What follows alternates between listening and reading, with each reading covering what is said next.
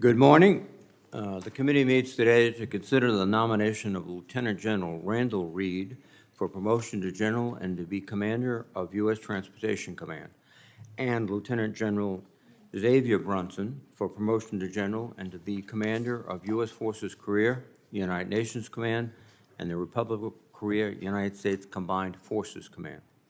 General Reed, congratulations on your nomination. I would like to welcome your wife, Lynn, and son, Alexander. General Brunson, I understand that military service runs deep in your family, so I'd like to first welcome your wife, retired Colonel Kirsten Brunson, Colonel, son Josh, father, retired Command Sergeant Major Albert Brunson, mother, Delphine, brother, Colonel LaHavi Brunson, and sister-in-law Karen, and also brother, Colonel Tavy Brunson, United States Army. That's impressive.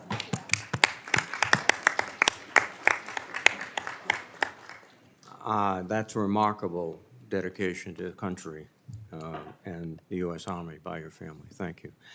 I also am delighted to welcome Congressman Marilyn Strickland from the great state of Washington, who will introduce General Brunson. The committee is grateful to both of your families for their support and service. Let me also recognize the outgoing leaders at Transportation Command, or TRANSCOM, and U.S. Forces Command, Korea. General Jacqueline Van Ovost has led TRANSCOM admirably through a historic set of challenges, particularly in coordinating the international logistics campaign to support Ukraine and Israel. I congratulate her on her well-deserved retirement after 36 years of service in the United States Air Force. Similarly, General Paul Akemura has led U.S. Forces Korea with distinction, playing a key role in forging the new security pacts between the United States, South Korea, and Japan. The committee is grateful for his nearly 4 decades of service in the Army and congratulates him on his retirement. General Reed, you currently serve as Deputy Commander of the Air Mobility Command, the largest component of TRANSCOM.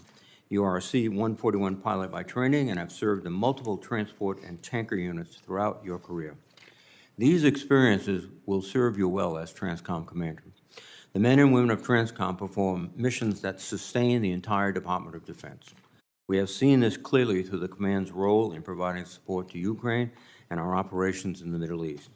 American troops continue to operate logistic lines and forward operating centers to receive and transport enormous amounts of security aid from across the international community. TRANSCOM's ability to conduct support operations around the globe remains a clear competitive advantage for the United States. However, the command faces a number of challenging tasks. Keeping an eye to the future and the pacing threat of China, we know that any potential adversary would attack our logistics network.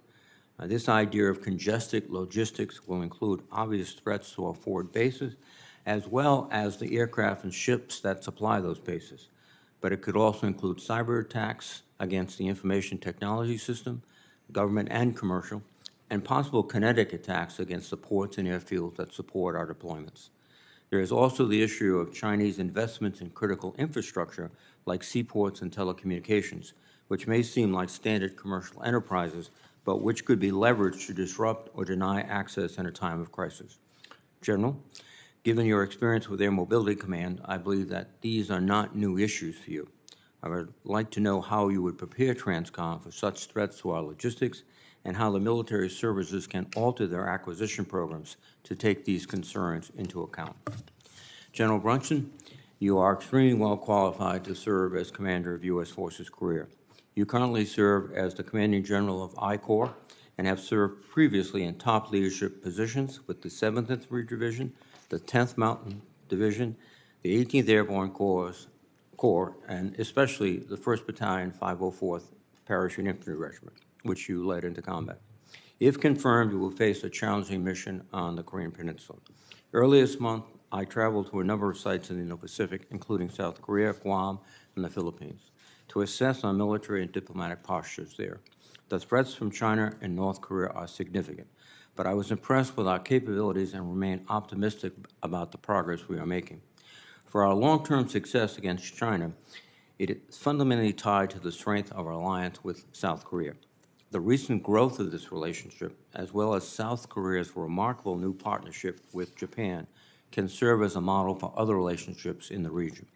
We should redouble our efforts to build multilateral networks, including with the Philippines, the ASEAN countries, and the Pacific Islands, into security cooperation efforts. General Brunson, I would ask for your views on the partnership between the United States, Japan, South Korea, and other regional partners in addressing China and North Korea's destabilizing activities. The threat from North Korea is real and is growing. To meet it, the United States must continue to invest in the fight tonight mentality alongside our South Korean allies. Indeed, North Korea's relationship with Russia continues to strengthen, and Kim Jong-un is likely receiving technical assistance and lessons learned from Putin's invasion of Ukraine, particularly for North Koreans' missile and nuclear capabilities. General, I would appreciate your view on the current threat from North Korea and how your forces are maintaining readiness through training and exercises with their South Korean counterparts. I saw some of these efforts firsthand during my visit as the combined command was wrapping up its annual Ulchi Freedom Shield exercise. Gentlemen, if confirmed, you will lead TRANSCOM and U.S. Forces career at a consequential time. We thank you again for your continued willingness to serve. I look forward to your testimonies.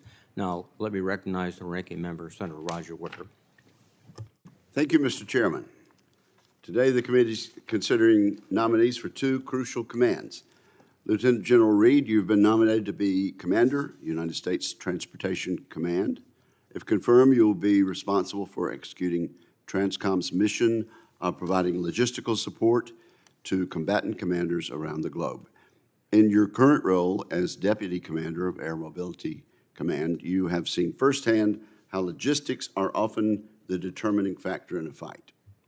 We once considered logistics to be a minor factor in operational planning, but now we know better. We understand that logistics are essential to our ability to deter and defeat our adversaries. There is one way to ensure that those logistics capabilities are ready when needed, and that is by properly resourcing the department. We need our senior military leaders to tell us the hard truths about what they need, even when doing so contradicts the president's budget.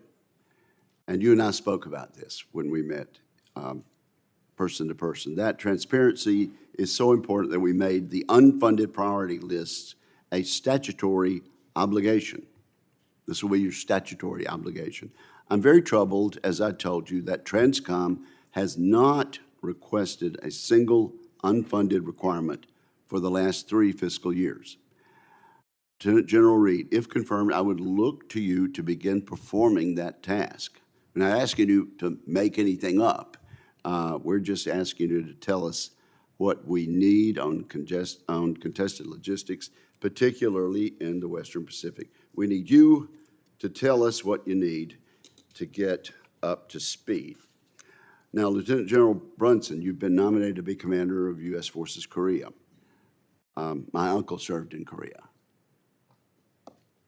2 generations later, my son has served in Korea. Our alliance with the Republic of Korea dates back to the early days of the Cold War and the Korean War, when the communist threat from the Soviet bloc and China turned into a hot war on the Korean Peninsula. Our bond with the Republic of Korea remains even as the threat environment changes. The danger from North Korea continues to increase with each passing day. Kim Jong-un has been developing and building more nuclear weapons, cruise missiles, and other capabilities, all of which pose an increasing threat to the United States and our allies. Moreover, we've seen troubling evidence that North Korean-made weapons have been used against innocent Ukrainians and Israelis. To ensure that we maintain stability on the peninsula, we need to start thinking about what capabilities the United States and South Korea need. We should also explore ways to reduce Kim Jong-un's ability to arm the axis of aggressors. General Brunson, I look forward to hearing your thoughts about these troubling trends and how we can mitigate them. Particularly, I look forward to hearing you discuss an issue that the chair raised a few moments ago about what lessons both our friends and our adversaries in the region are learning from what's going on in Ukraine. So to our nominees and their distinguished families, thank you for being here today and for their service to our country. And thank you, Representative Strickland, for being here also. Thank you very much, Senator Wicker. Now I'm pleased to introduce Congresswoman Marilyn Strickland, Washington's 10th District. Congressman Strickland is a member of the House Armed Services Committee and represents Joint Base Lewis-McChord. Congresswoman Strickland, please. Chair Reed, Ranking Member Wicker, it is my distinct honor today to introduce my friend, Lieutenant General Xavier Brunson, who has been nominated to the rank of General and Commander of U.S. Forces Korea. Lieutenant General Brunson currently serves as a Commanding General of America's 1st Corps at Joint Base Lewis-McChord, also known as JBLM. I'm currently in my 2nd term in Congress, representing the nearly 40,000 service members that call JBLM home, and General Brunson has been a key partner to improve the lives and livelihoods of service members and their families. General Brunson and I have worked hand in hand to increase the quantity and quality of housing at JBLM, including with the recent groundbreaking of the first of its kind barracks project. We've also worked to address childcare shortages, support military spouses in finding employment, and ensuring the readiness of the soldiers and airmen at JBLM. As one of the first Korean American women elected to Congress, I can think of no one better to take command of U.S. Forces Korea as we continue to deepen and strengthen our partnership with the Korean Armed Forces and government.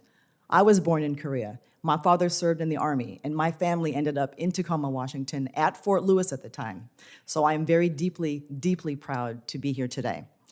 First Corps is laser-focused on the Indo-Pacific, participating in exercises and activities in 21 countries, including Australia, Japan, and Korea. First Corps is a key component of the Army's and U.S. strategy to ensure a free and open Indo-Pacific in coordination with our partners and allies. Prior to serving as Commanding General of First Corps, General Brunson was previously the Deputy Commanding General of I Corps, Commanding General of 7th Infantry Division at all JBLM.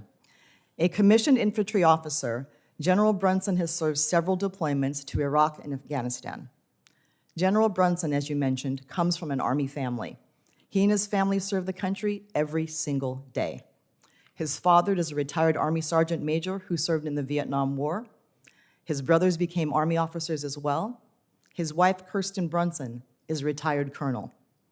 General Brunson and his family are the best of us. They are the best of America. General Brunson has been an exemplary partner to me, my staff, and the entire state of Washington, and I know he will represent the United States with distinction as Commander of U.S. Forces Korea. I look forward to his swift confirmation. Thank you, sir. Thank you very much, Representative Strickland. General Reed, your opening statement, please. Chairman Reed, Ranking Member Wicker, thank you for the opportunity to appear before this distinguished committee and the American people. I am humbled to be the President's nominee to command United States Transportation Command and equally grateful to both the Secretary of Defense and the Chairman of the Joint Chiefs for their confidence and support. It is also a great opportunity to testify with my friend, Lieutenant General Xavier Brunson. I also want to thank the current commander of U.S. Transportation Command, General Jacqueline Van Ovost, and her spouse, Alan Frosch, for their celebrated leadership of U.S. Transcom and their friendship throughout the years. General Van Ovost has an envious relationship with this committee, and if confirmed, I will build upon that trust. My joy stems from family. Here today, providing me strength, is my bride and best friend, Lynn, who successfully balanced a professional life with maintaining as much stability as possible for our 3 sons. I am grateful Alexander, seated with us, was able to take a break from his passion as a flight instructor to support Dad. My pride in my young men is directly related to Lynn's devotion, which extends far beyond the Reed home, as countless service members and families of every service continue to benefit from her care and advocacy. Endless devotion also describes my parents, both who are watching this morning. Thank you both for the values I've used to inspire and support so many since the 1980s. I also benefit from a tradition of military service, with family members surviving action in every major conflict since the Great War. Raised the son of an active duty airman and Vietnam veteran, as well as growing up in a joint community just south of here in Hampton Roads. That early exposure to all military branches set an important foundation for my own military service, especially during assignments supporting multiple combatant commands with national and international consequences. Foundational assignments include a tour as a joint logistician in the Pentagon, grappling global issues, as well as a senior defense official and defense attaché appointment, resolving regional challenges at the nexus of multiple combatant commands, government agencies, allies, and partners. If confirmed, I am committed to bringing that experience and more to bear, committed to empower the men and women of U.S. Transcom in partnership with commercial industry, allies, and partners to remain the most responsive and strategic mobility capability the world has ever seen. The responsive and strategic nature of U.S. Transcom, while vital to our national security, faces increasingly capable contests and disruptions in the air, land, sea, space, and cyberspace domains. Despite contests and disruptions from determined and sophisticated adversaries, if confirmed, I will ensure U.S. Transcom's contribution to strengthen a lethal joint force.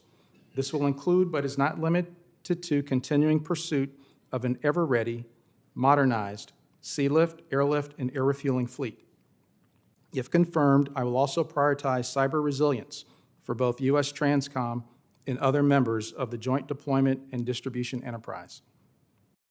Chairman Reed and Ranking Member Wicker, if confirmed, I cannot imagine a greater honor than to work with this committee, our like-minded allies and partners, our commercial industry professionals, our services, and our combatant commands to ensure together we deliver. Distinguished members, before we transition to questions, I would like to take this opportunity to wish my mom happy birthday. Thank you. Very, very smart declaration there. You're in good shape with home. So, General Brunson, your statement, please.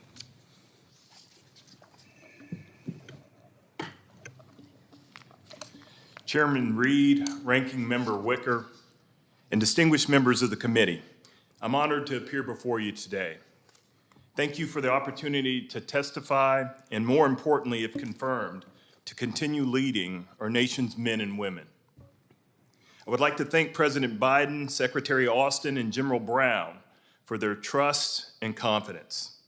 And I'm honored to testify today alongside Lieutenant General Randy Reed, the nominee for the United States Transportation Command. Transcom is a critical enabler in the Indo-Pacific, ensuring our armed forces have the resources they need when they need it. I would like to thank my family for their love and support throughout my military career. My wife of 30 years, Kirsten, a retired Army colonel, Army judge, member of the Army Women's Hall of Fame, and tireless advocate for Army families, is the best officer in our family. She saw me in this chair long before last week's call, asking me how long it would take me to get to DC. She's my confidant, my loving critic, counselor, and heart. Our family is because of her. To my children, Rachel, Rebecca, and Joshua, thank you for your continued support. Being your dad is the thing I'm most proud of. Joshy, you can tell me thank you later for pulling you out of school so that you can be here to support me today. I love you. I would like to thank my parents also with us today, retired Sergeant Major Albert Brunson and my praying mother, Delphine Brunson. They raised 3 sons to understand the importance of God, family, and service. My father served in the Army for 27 years, including 2 tours in Vietnam and service in Operation Desert Storm. In 2018, I finally eclipsed my father's record of static line jumps. His service inspired me and my brothers to dedicate our lives in service to our nation. I'm pleased to have in attendance today my much shorter brother, Colonel Lahavi Brunson, who is currently serving on the Army staff, and his wife, Karen. Equally as short as his twin, Colonel Tavi Brunson, who is also here with us today, currently serving at U.S. Army Central Command. His wife, Cynthia, had to go back to Texas to care for her sick sister, or she would be here today as well. Our family carries a legacy of over 130 years of service, and I'm proud to be a part of it. There are a host of mentors, friends, and soldiers, far too many to mention here, to whom I sincerely say thanks. Having spent the last 5 years focused on the Indo-Pacific, I can tell you that the environment is both complex and dynamic. I'm aware of the threat South Korea faces and fully understand my role, if confirmed, is in ensuring a constant state of readiness for all forces on the peninsula. Most assuredly, I understand the need to defend the homelands. North Korea's rapid advancement of its nuclear and missile capabilities, combined with its stated ambition to exponentially expand its nuclear arsenal, is the single greatest challenge facing the tri-commands. The phrase "fight tonight" is not just a saying, but a reality for the men and women serving in Korea. The Korean Theater of Operations is a combined, joint, multi-domain, and interagency operating environment. If confirmed, I will ensure all service members and civilians within the three commands are trained and equipped to respond in competition, crisis, or conflict. I fully endorse the four long-standing United Nations Command, Combined Forces Command, and United States Forces Korea priorities of sustaining and strengthening the alliance, maintaining the armistice, transforming the alliance, and sustaining the force. I would like to wish a happy Chuseok to Koreans around the world, and most especially to the people of the Republic of South Korea. Finally, on behalf of Kirsten and my family, I would like to recognize General Paul LaCamera. Having served in both war and peace at his side, I can say with confidence that he has led the tri-commands in Korea remarkably. To him and his wife, Teresa, thank you for your loyal and dedicated service to our nation. Thank you again, Chairman Reed and Ranking Member Wicker, and members of this committee for this great opportunity. I look forward to your questions. Kachi Kapshida, under one flag, fight tonight. Thank you very much, General Brunson. I have a series of required questions that all nominees must answer. You may answer in unison. Have you adhered to applicable laws and regulations governing conflicts of interest? Yes. Have you assumed any duties or taken any actions that would appear to presume the outcome of the confirmation process? No. Exercising our legislative and oversight responsibilities makes it important that this committee, its subcommittees, and other appropriate committees of Congress receive testimony, briefings, reports, records, and other information from the executive branch on a timely basis. Do you agree, if confirmed, to appear and testify before this committee when requested? Yes. Yes. Do you agree, when asked before this committee, to give your personal views, even if your views differ from the administration? Yes. Yes. Do you agree to provide records, documents, and electronic communications in a timely manner when requested by this committee, its subcommittees, or other appropriate committees of Congress, and to consult with the requester regarding the basis of any good faith delay or denial in providing such records? Yes. Will you ensure that your staff complies with deadlines established by this committee for the production of reports, records, and other information, including timely responding to hearing questions for the record? Yes. Will you cooperate in providing witnesses and briefers in response to congressional requests? Yes. Yes. Will those witnesses and briefers be protected from reprisal for their testimony or briefings? Yes. Thank you very much. General Reed, you have a series of issues that you'll have to confront, and one of them is the cyber protection of your forces, and that in many respects is a reflection that most of your reserves are civilian platforms, both merchant ships and aircraft. And what do you intend to do to ensure the cyber security of these, particularly these private entities that come under your command? Thank you, Chairman. Logistics by nature is an information-heavy activity. And while we in Transcom, if confirmed, and from an air component perspective, we plan a lot on the secret side, but when we share the information and we come together, a lot of that is not on the secret side. And so sharing that information requires that we have ways to protect the information. Transcom, I'm aware, does a lot to monitor its information networks, but at the same time, it also partners very well with the commercial entities. If confirmed, I'll make sure that Transcom continues its cyber surveillance and at the same time offers the forum through very proactive working groups to invite the entire community to come together, share best practices, and also as we write contracts for them to support us, that the baseline for that includes things that they need to do to protect their information. Well, thank you. Another aspect of Transcom, as I alluded to before, is if we go and fully mobilize, you'll have to call merchant ships that are now in commercial service into Transcom. You'll also have to call in aircraft. Is there a question in your mind about the sufficiency or the capacity of the fleet we could generate in a short period of time? Senator, for the commercial partners that they have, they are avid volunteers to serve with us each and every day as we operate around the world in competition. They are there with us, and they provide a tremendous amount of the capability of our ability to move. In the shift from day-to-day ops to crisis and conflict, we have some emergency programs with which they could surge. We also have in Transcom, as I see it from the air component perspective, a mobility requirements capability study, which actually helps inform us what sufficiency we need. And Senator, I'm here to tell you from what I've seen, it's there.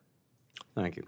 General Brunson, a recent trip to South Korea, I had the opportunity to sit down with President Yoon, who's done an extraordinary job of pulling together with his Japanese counterpart a working relationship that had never existed before, and also reaching out to the Philippines and other nations.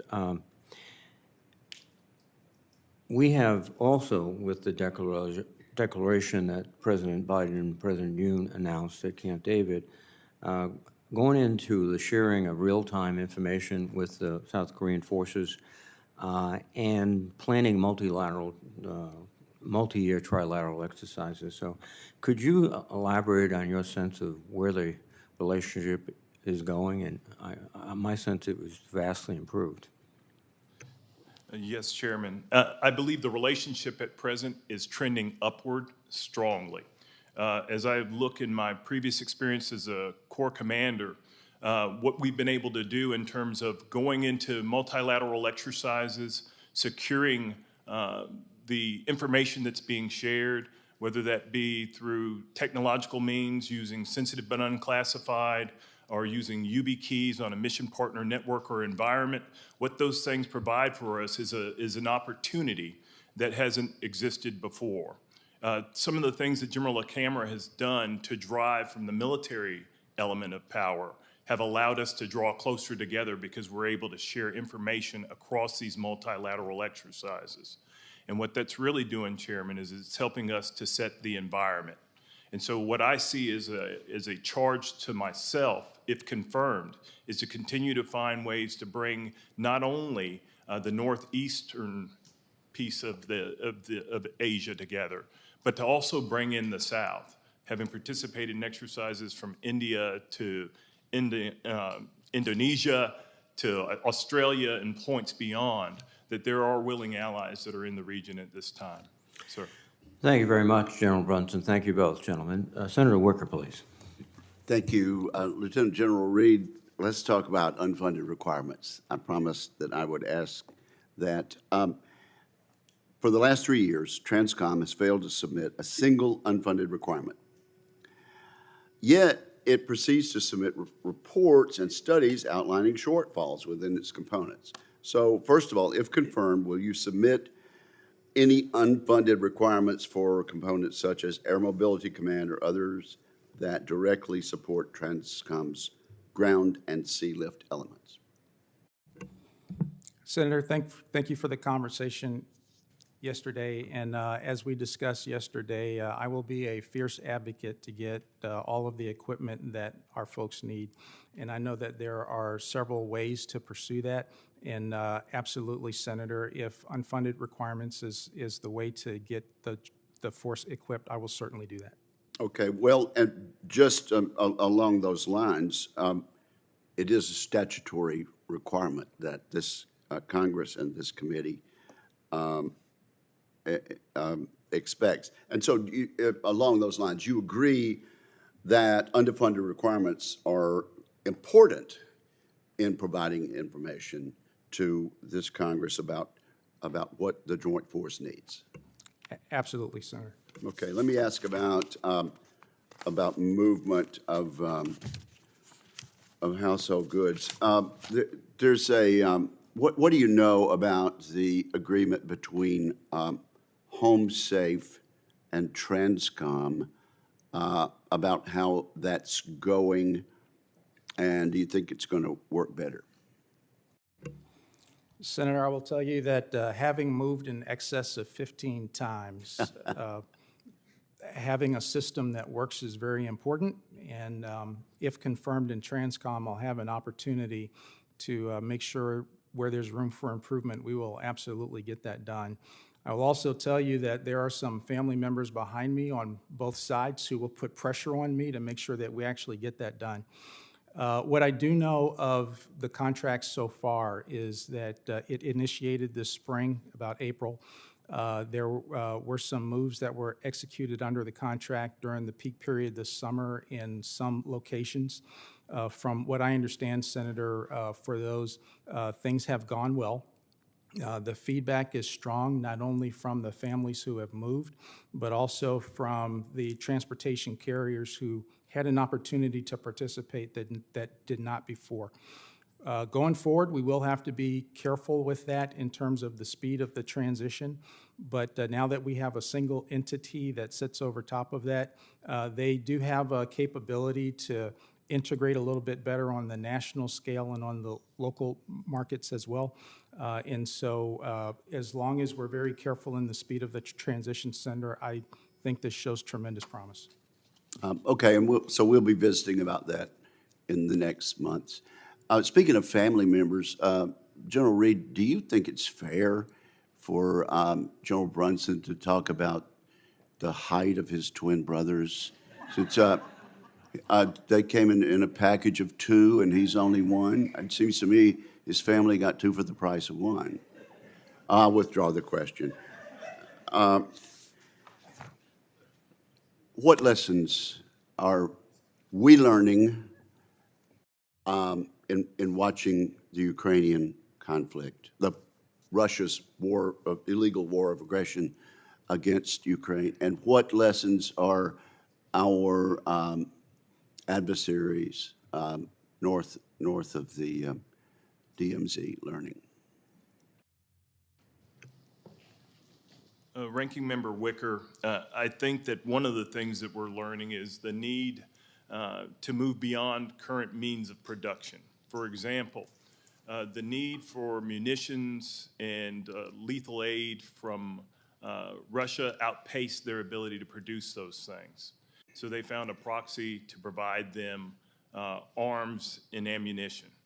I think that what we also are learning from this is that one of our strengths that's playing out over a wide variety of engagements around the world, just falling short of full-on war, is that this our United States forces are part of a partnered network of friends, allies, and partners that make us strong, where we can look for capacity and capabilities amongst our partners.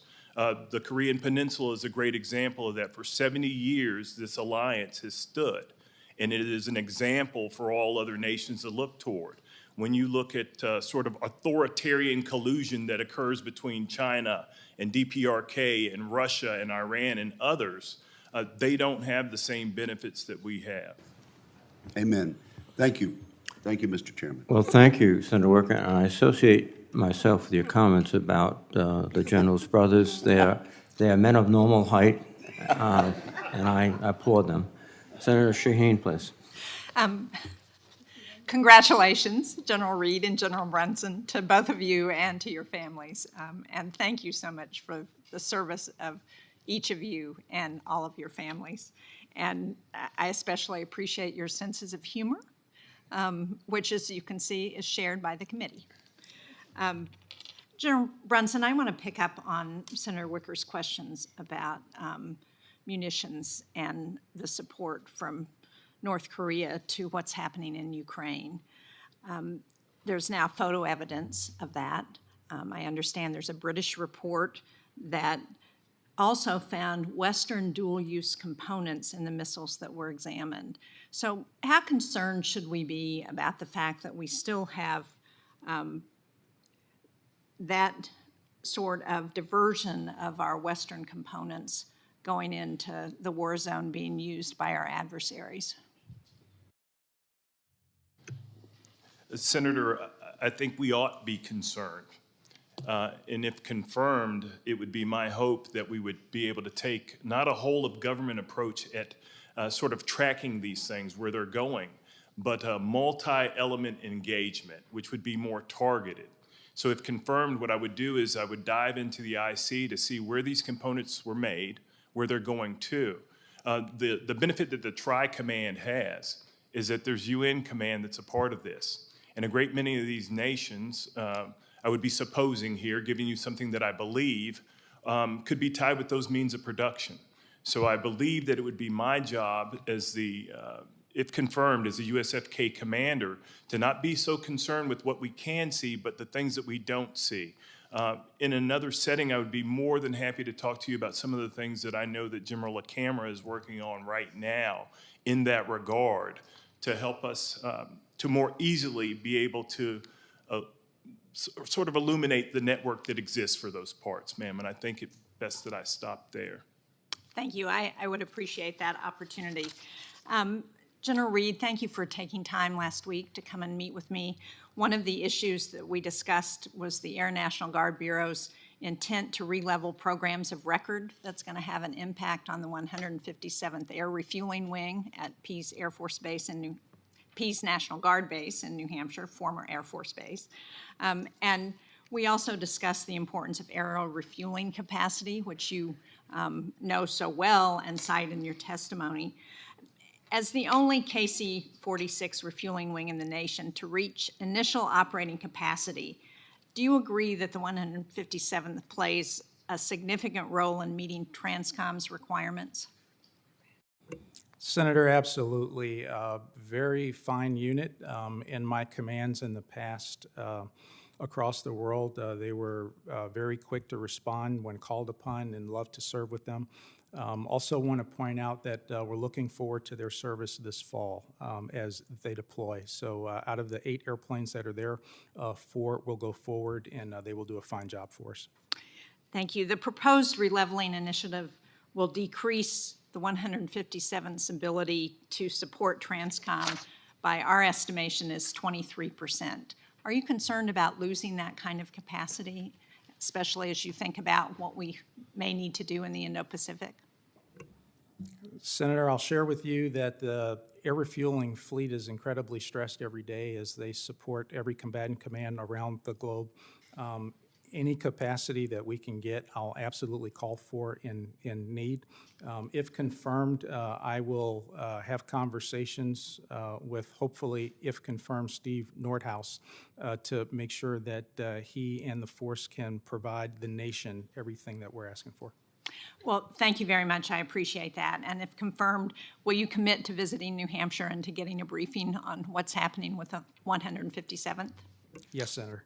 Thank you. I want to go back, General Brunson, to the player that we haven't really talked about so far this morning, and that is the PRC and China's reaction. How concerned are you about the aggressive behavior of the PRC in the South China Sea, and what kind of an impact does that have on your responsibilities as you would take over in Korea?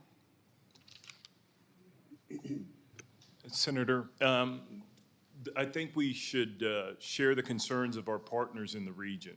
And we ought to look at this much like a balloon.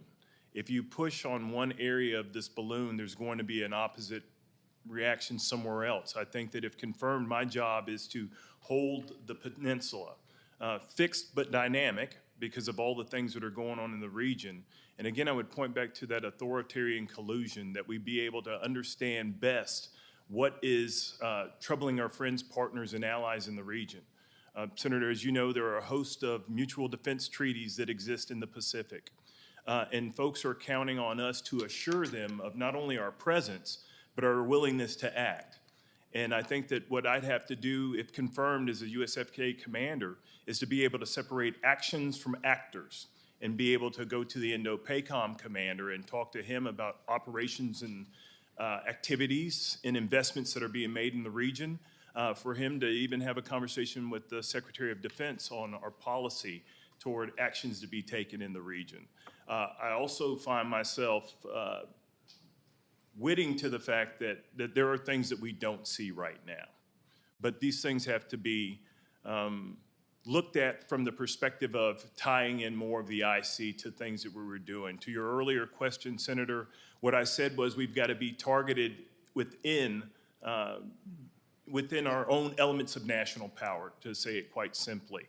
And that targeting means that it's not enough to just say the whole of government. There are elements of power that ought to be brought into play here that I think could help us deal with any of those situations, be it in the northeastern corridor or through the southern corridor or even in the center. Thank you. Thank you both very much.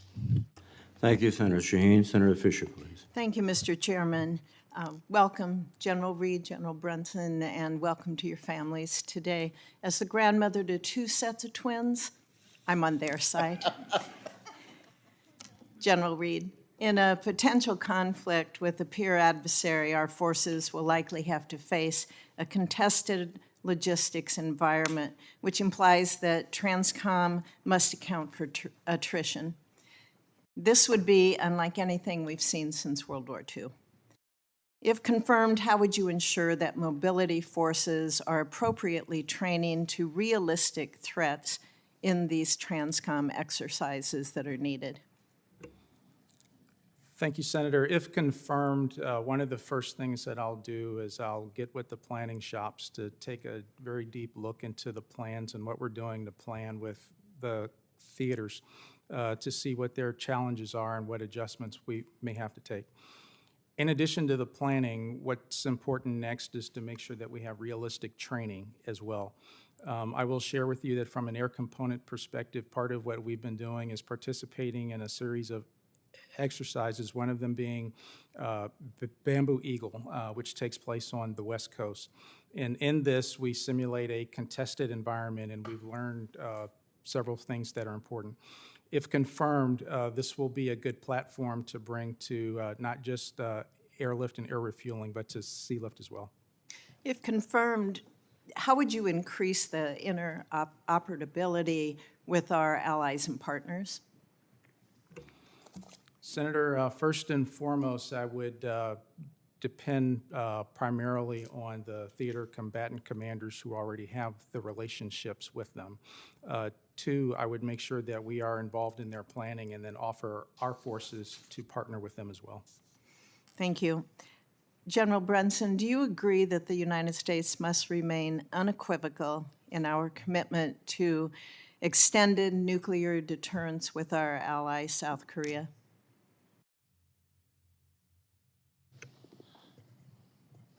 Senator, I believe that one, there's policy on all these things, but what I do believe is that the NCG has gone to great lengths to bring us closer to be able to talk about a lot of these issues. I think that denuclearization of the peninsula, it accounts for several things. One, in terms of classic deterrence, we have to continue to assure our partners that we are there. I think that it's everything from protection to sustainment to even our posture in the region. Understanding the fact that there will be continued discussions, but some of those discussions are sovereign issues, ma'am. And what I think that we've got to do is to trust the established frameworks that are there, like the NCG, in the directives that come from that as we look to assure our partners so that there not be further discussion about those things, ma'am. We've been seeing, I think, a lot of destabilizing actions from North Korea. Recently, they released images of their uranium enrichment facility. They did that last week. How would you go about reassuring South Korea that our nuclear umbrella remains firm for them? Ma'am, sometimes the best way to do that is to recognize where the adversary is maneuvering at. I would, in my own military estimation, say that he was maneuvering in the information space. And so making a careful assessment so that we not have miscalculation. I think that that's where I would start at, ma'am, is to come close to our partner, our ally in Korea, and explain to them what we were seeing. And then trust, again, our diplomats and others to continue to have higher level discussions, but at its base, it's being able to assure our partner and ally that we're there and they can exist under not only a conventional umbrella, but a nuclear umbrella on the peninsula. We've had a recently established group formed, the Nuclear Consultative Group. Do you see that as an avenue that you might be able to use in providing the assurances that our allies in South Korea need? Yes, ma'am, and please forgive me for using an acronym. I am an Army man, and so I kept saying NCG, NCG, because I didn't want to wrestle with consultative group. But yes, ma'am, that would certainly be an avenue that's available. And I think that when we use constructs like the NCG, it relieves us of this almost deleterious effect of just deciding that one letter is going to get it done by all. And I am trying to caution myself on saying whole of government because it's not targeted, it's not precise, words matter, and we ought to talk about the multi-element engagement that's necessary to ameliorate a host of problems that we see not only in the peninsula but around the world, ma'am. Okay. Thank you, Mr. Chairman. Thank you, Senator Fisher. Senator Kane, please. Thank you, Mr. Chair, and congratulations to the nominees and your families. You're both very well qualified for these positions. General Reed, this is the first time we've had a hearing with relevant folks before us since the DoD canceled the Joint Logistics Over the Shore effort to do the humanitarian pier into Gaza. And I don't really want to get into too much questioning about it, but I do want to say I hope there's going to be an after-action review of that effort, what worked, what didn't, and what can be improved, because we're going to have to do joint logistics over the shore in all likelihood in the future. And everyone on this committee noticed some good, 20 million pounds of aid delivered into Gaza. That was a good thing. It was also good that some people served under very difficult conditions to do this work, including the 7th Transportation Brigade out of Fort Langley, Eustis. But there was also real problems. There were problems with conducting the operation due to weather. There were problems with conducting the operation due to a challenging security environment. There were problems with conducting the operation because of challenges matching up with humanitarian aid groups on the shore. In my view, the biggest problem was this. This all could have been done by Israel. We've stopped the humanitarian aid pier, and now humanitarian aid is going into the Ashdod port in Israel and being delivered by land to Gaza as it was before October 7.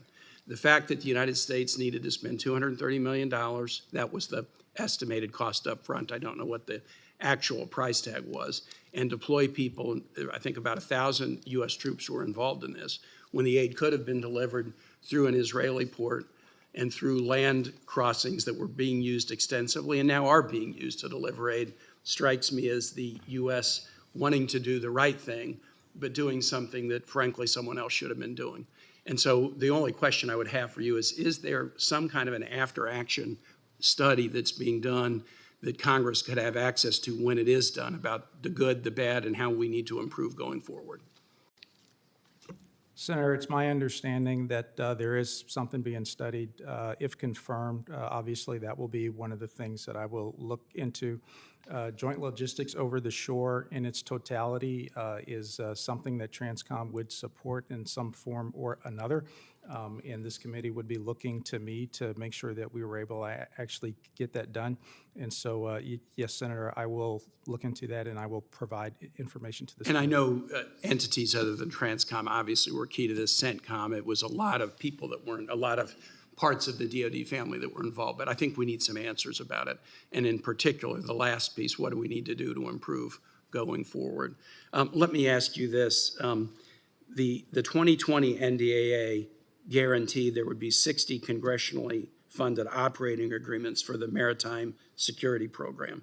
And it extended existing agreements through September 30, 2025, a year from now. All 60 agreements are currently filled. As you're already aware, the MSP provides a retainer incentive to ensure that there are vessels available in times of national need. If confirmed, how do you plan to ensure that the MSP is appropriately resourced to meet our strategic needs? Senator, that's an outstanding program that we have to make sure that when the nation needs to move in a decisive manner, that we can ship things by sea. Under that program, where we have access to commercial ships, these ships register, they actually want to participate with us. If confirmed, one of the things that I will do is to make sure that I strengthen the relationships that we have and that we continue to inspire them to serve. Thank you. And General Brunson, on the subject of negotiating agreements, the last round of negotiations on the U.S.-Korea Special Measures Agreement were tough, and they put some strain on one of our most important relationships. The current agreement that was negotiated is due to expire next year, thus more negotiations are underway to complete that. I don't want to ask you to get into the politics of the negotiations, but can you just highlight for the committee the importance of the relationship and the need to find a path forward to reach an agreement that will be good for all parties? Yes, Senator. Of course, I'm not a negotiator. I'm not negotiating that agreement at all. The State Department is well involved in that. But what I will tell you is, as a Corps commander, the things that I have seen. I've seen Camp Humphreys and the housing that's available to our families there, the resources that are available to those families there, much of that done by the Korean government. I also know, sir, for a fact, that when you look at APS-4, for example, and that's maintained by Korean workers there, and it's maintained in such a high state of readiness that the soldiers I talked to, I don't think we have any members from Texas here, but the soldiers I talked to from Fort Bliss preferred the vehicles they used on the Adria in the most recent large-scale exercise than they do those back home.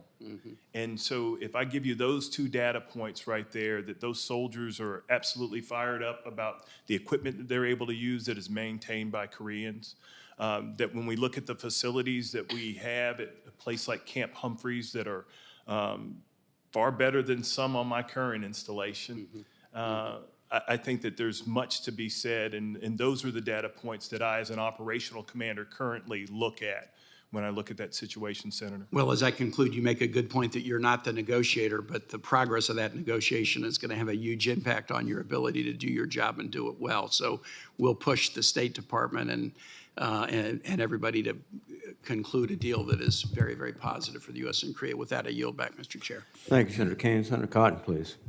Gentlemen, welcome. Congratulations on your nomination. General Reed, I want to associate myself with everything Senator Kane just said about the debacle of using that pier to try to supply Gaza, with the exception that it was Israel's responsibility. It's neither our responsibility nor Israel's responsibility to provide for the people of Gaza. That would be Hamas, the de facto governing authority of it. You said there's already an after-action review underway. That's your understanding, is that correct? Senator, it's my understanding that folks are looking at it. If confirmed, I'll have visibility on how folks are looking at that. Exactly what's being done, I would have to defer to CENTCOM. Okay, that's fine. But can we move from understanding to your commitment, whatever it is that you find is underway, that you're committed to actually having an after-action review that you'll report back to this committee either in person or with a written report? Senator, I'm committing to this committee, if confirmed in my position as Transcom, to share with you what I discover and the impacts of that from Transcom. Okay, thank you. Military Sea Lift Command recently announced plans to sideline 17 logistic ships because of a shortage of merchant mariners. Can you explain to us how the loss of those 17 ships might degrade Transcom's ability to sustain military operations, both peacetime and wartime? Senator, what I can share with you on that is, being from the air component, what I understand is that there is a little bit of an adjustment to make sure that the crews are available, can crew the ships. For the details of that, actually, I would have to defer to the Department of the United States Navy for that. Okay. If confirmed, can you come back to us after, say, 60 or 90 days with an answer about what you think the loss of those 17 ships means for our ability to sustain operations? Yes, Senator. Thank you. General Brunson, I want to speak about landmines. Landmines have been a critical part of defending the Korean Peninsula for decades now, essential to assuring that North Korea doesn't sweep into South Korea. The South Korean government has also stressed the importance of landmines. Do you agree that landmines continue to fulfill a critical battlefield need on the peninsula? Senator, having been up on the DMZ recently, they perform a very useful purpose where they are laid in the demilitarized zone, as you well know, sir. So yes, Okay. I do believe they serve a purpose. And you believe that we should continue to employ them in that way at the DMZ? Senator, I believe that if confirmed, what I would do is continue to assess that. If there are other means to mitigate that, to serve the same purpose and role that they are currently, then I'll look at that. But I believe that right now, that they are serving the purpose they were intended Okay. for. Are you aware of any other potential means besides the landmines? I'm not. I'm curious in your professional military judgment. Well, sir, yes. And I'm just going to take that for a question. There are one-way munitions and things like that that could be used to provide the same purpose, sir. Okay. The reason I ask is that some people, to include some senators, but certainly some nations, believe that we should withdraw all landmines and not use them anymore. And that may be nice if you live in Europe and think you're behind the gates of paradise, but someone has to guard the gates around the world.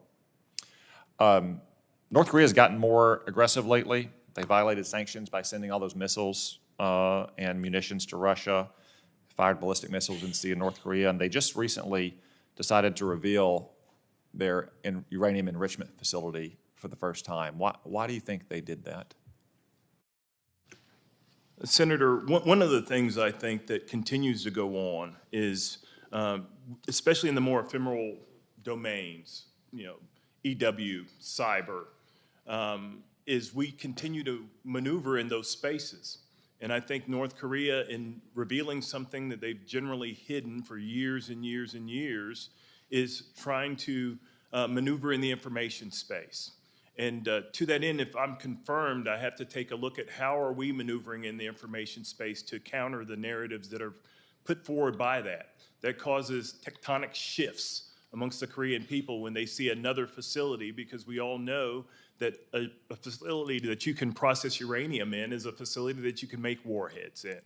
And so I think that by working closely with not only those within the embassy spaces, but also working alongside Indo-PACOM and even U.S. Army Pacific, I think that we can get toward alleviating some of the things that are being done there. For example, there's a theater information unit within U.S. Army Pacific, and those exist across our Army, First IO Command and others that can help us to message appropriately that we might maneuver as well. Any maneuver is met with other maneuver, and so we've got to meet them in that space and alleviate some of those challenges. Thank you. If I could conclude about the Brunson family. I know military service is often a family affair in this country, but so your father, Sergeant Major Brunson, was a veteran of both Vietnam and the Gulf War.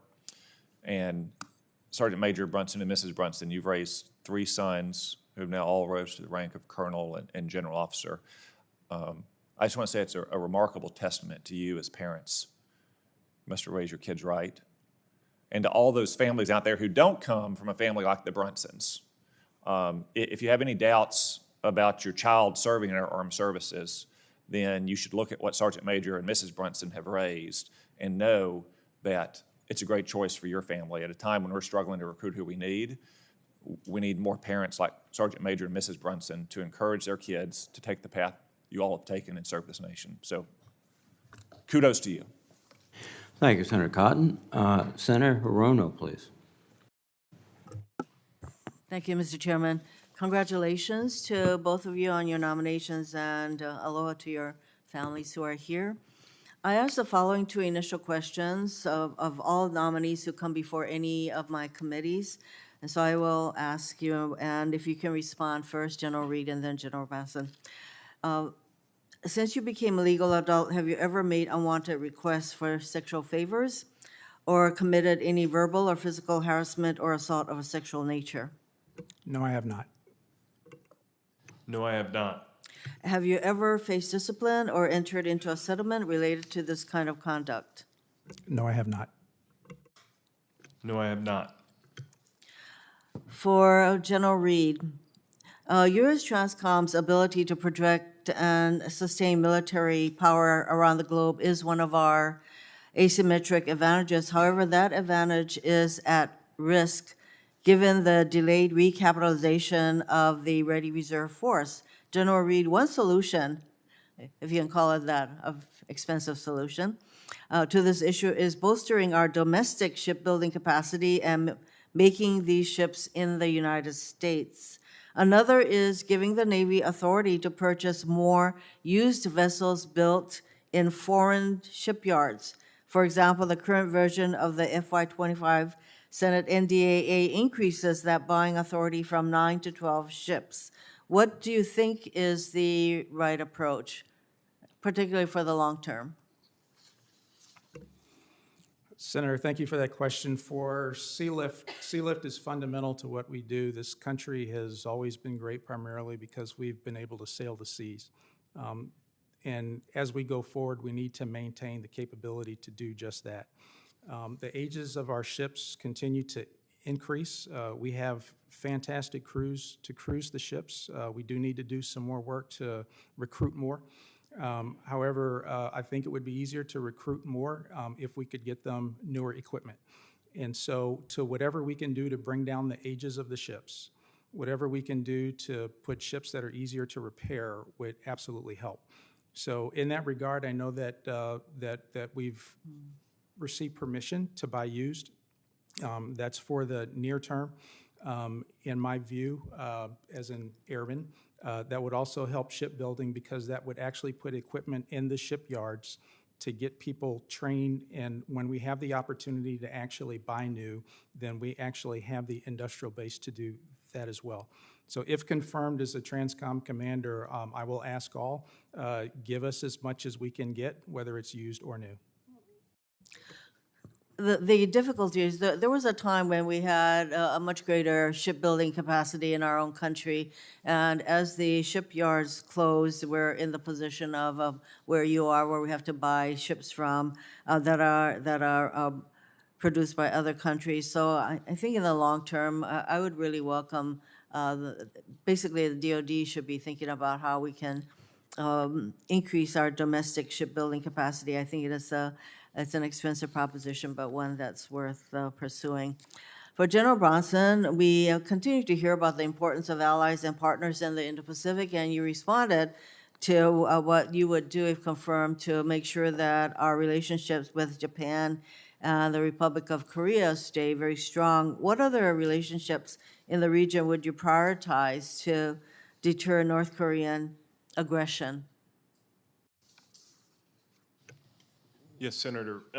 One of the things that I've found over the 3 years that I've been a Corps commander in the Pacific is sort of like the field of dreams. When we have exercises, if we put the exercises together and we make means for people to contribute to those exercises in substantive ways, they continue to show up. So what we've got to look is more multilateralism in our exercises to make room for our partners to participate in significant ways. Our posture is achieved by the locations where our partners are. That's how we have posture in the region. I also believe that when we look at the difference in capacities, we can't be bound by that. We have to also understand that there are 3 levels of interoperability. Technological interoperability is the height, because we're asking you to use your resources to do things somewhere. But human and procedural interoperability are the things that we have to really focus on in the region to ensure that others show. Japan and Korea are great examples of nations which are magnets because of the exercises that they host and the space they make for other partners. We just did an exercise, Talisman Sabre, last year, Senator, where the year prior, there were 4 nations there. Australia and the US were 2 of 4. Last year, we had 15 nations there. Everyone from Papua New Guinea to Indonesia was there, but they were able to participate in substantive ways because we made space for them by ensuring that we could communicate in a secure fashion. I think that's very important. My time is running out, but beyond Japan and Korea, you have the Philippines, you have in the Indo-Pacific region, of course, Australia, New Zealand, India. So there are a lot of other countries and island nations that I think we should be conducting activities. Thank you, Mr. Chairman. Thank you, Senator Orono. Senator Kramer, please. Thank you, Mr. Chairman, and thank you, General Reed, General Brunson, for your service and for your willingness to keep going. We need you badly, and thank you for stepping in the gap. And congratulations to both of you.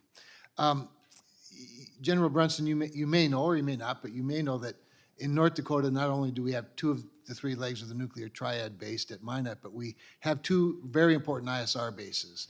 In Grand Forks, the 319th Reconnaissance Wing flies RQ-4s, a lot of them in the area that you're going. And then the 119th National Guard in Fargo flies MQ-9s around the world.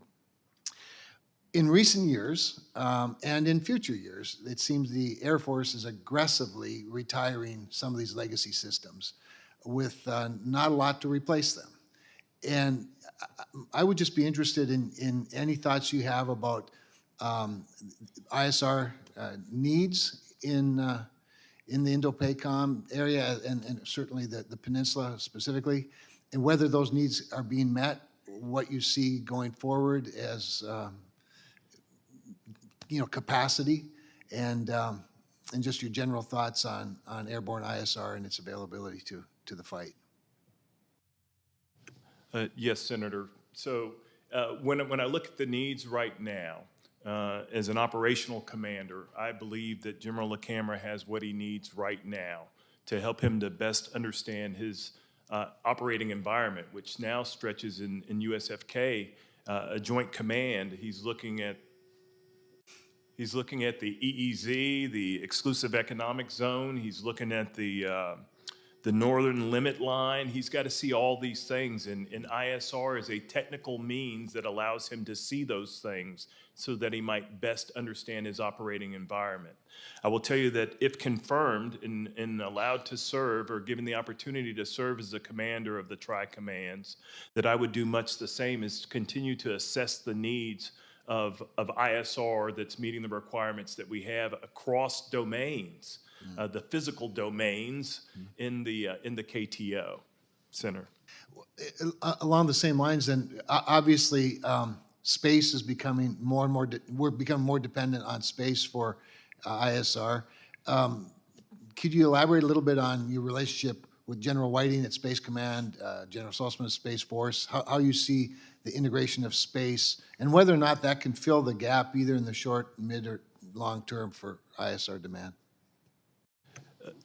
Senator, I think space can do a great many things for us. As you know, there's a Space Force component in the headquarters at USFK. I think it can give us a great many things, but as the Army has learned over time, there's a need for a little bit more granularity than the bigger platforms of days gone by. And I think that, not to speak for services, but I know that we're achieving great results as we continue to campaign through the Pacific and Operation Pathways by using small aperture UAS quadcopters and the like to be able to provide the granularity needed to finish actions. The find and the fix can be done by larger assets, but when it comes time to finish, which is the aim of our operations when we're on the ground, it takes something a little bit smaller. And I think that also as communications and our ability to see and understand our environments continues to improve, I think we're finding other ways to get at the information, the intelligence that we need to drive operations. Thank you. General Reed, Senator Kelly and I last week launched a new caucus called the Military Modernization Caucus. And what we're looking at is how do we do things at the speed of the enemy, at the speed of China especially, given the big bureaucracy and some of the cumbersome clumsiness of our system. By the way, certainly at the Department of Defense, but that would include Congress, I would say.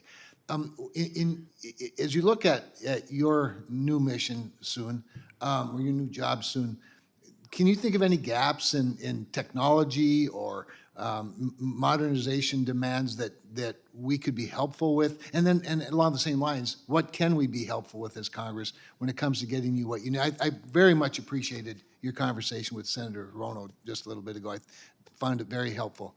As Senator Kane and I are co-lead the Sea Power Subcommittee. But in the airspace especially, there's probably some things we could be doing better and differently. Anything you can think of in a modernization category? Senator, I'd like to begin from where I'm sitting now from an air component perspective. And being connected to the joint force is very, very critical. Not just to be able to talk to others and not just being able to make sure that that they can talk to us, but the bottom line is that equates to survivability. So when the force is connected and we're able to determine what's going on in the space, where is red, where is blue, where is the need, then we can make decisions at the speed of the war to actually outmaneuver the adversary. If confirmed, moving to TRANSCOM, there is certainly room to get the rest of the force connected as well, because again, that equates to survivability. Very well said. Thank you very much. Thank you, Mr. Chairman. Thank you very much, Senator Kramer. Senator King, please. Thank you, Mr. Chairman. First, I want to associate myself with Senator Cotton's comments. I haven't seen so many stars in one place since the last clear night in Maine. I want to compliment the Brunson family for what you've achieved and the service you're providing to the country. General Reed, for want of a nail, the shoe was lost. For want of the shoe, the horse was lost. For want of the horse, the rider was lost. For want of the rider, the message was lost. For want of the message, the battle was lost.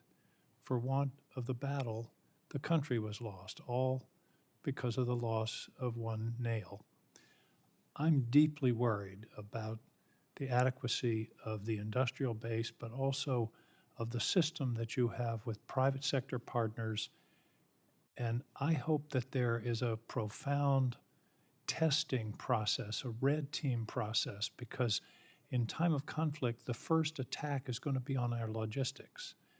Do you believe that the command is up to that challenge, and are you taking steps to ensure that it's up to that challenge?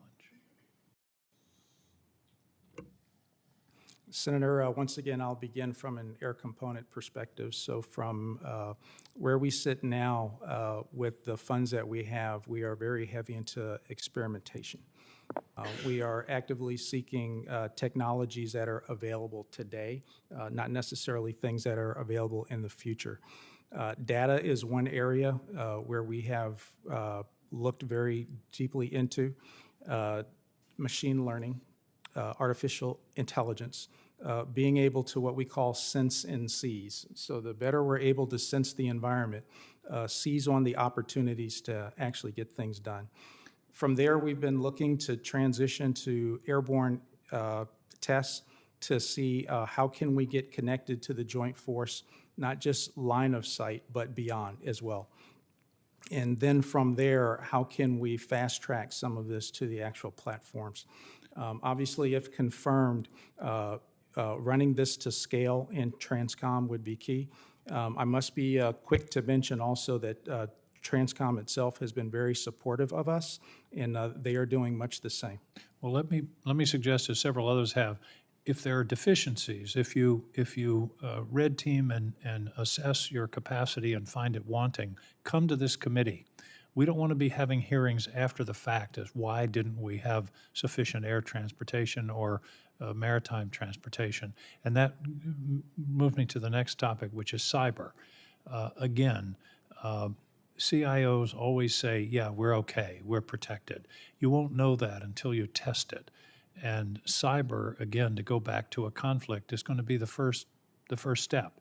So I think the cyber capacity and resiliency of your system is going to be of utmost importance and utmost vulnerability.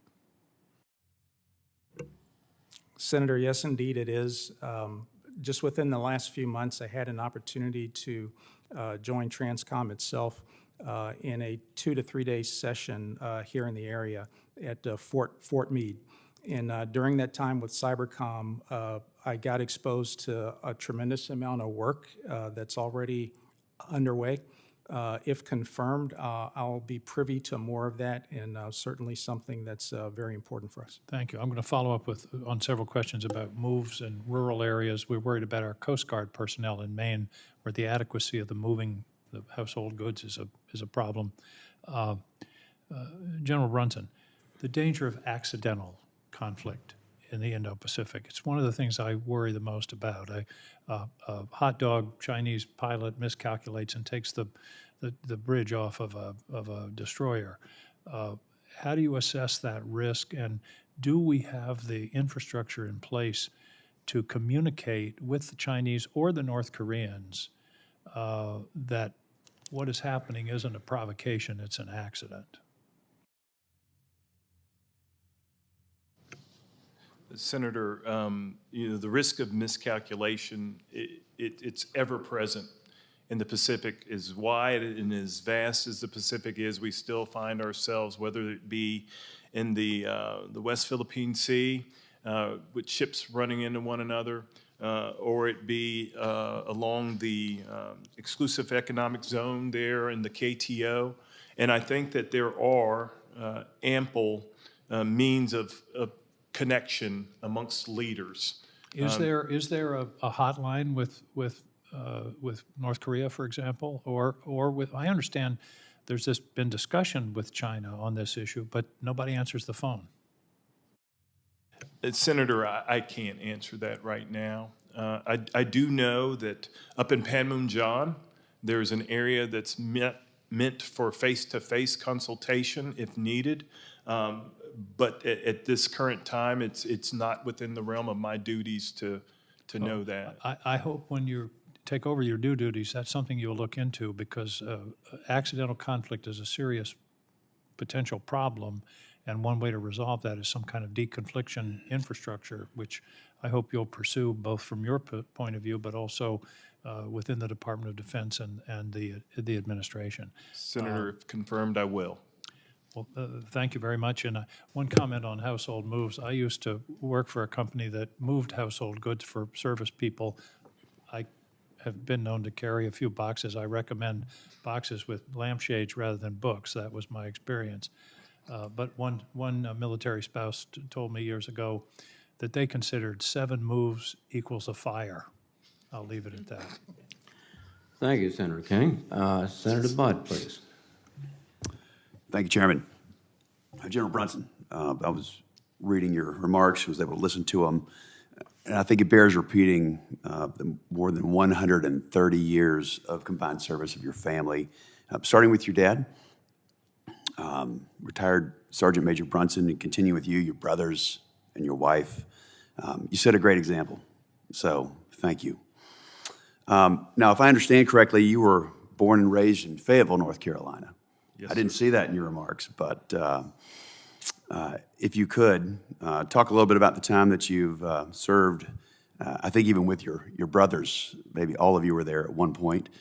Tell us a little bit about what you learned growing up in North Carolina, and some of the values you're going to bring into this job, if confirmed. Yes, Senator, thank you for your recognition of my family. Very important to me. That's a thing I learned in North Carolina. I also learned in Cumberland County how to pick strawberries without crushing them, and that if you get your bucket filled faster, you can eat more than the folks that are putting their buckets up on the truck. My grandmother taught me industry early on in my life, so I know what it's like to pick cucumbers or pick strawberries and cabbage and everything else. What I learned in North Carolina is industry, that if you work for it, you can get it, you can have it. I learned early on as well that the great state of North Carolina and the great people of North Carolina are very forgiving. And I think that one of the things that I have on my desk speaks to North Carolina. It says, do justly, love mercy, and walk humbly. And that's what I've always found. My wife and I, as we've moved around in the Army, have often thought, number one, there's no sweet tea here. And number two, folks just aren't like Carolina people. There used to be a WRAL commercial a long time ago that said, I like calling North Carolina home.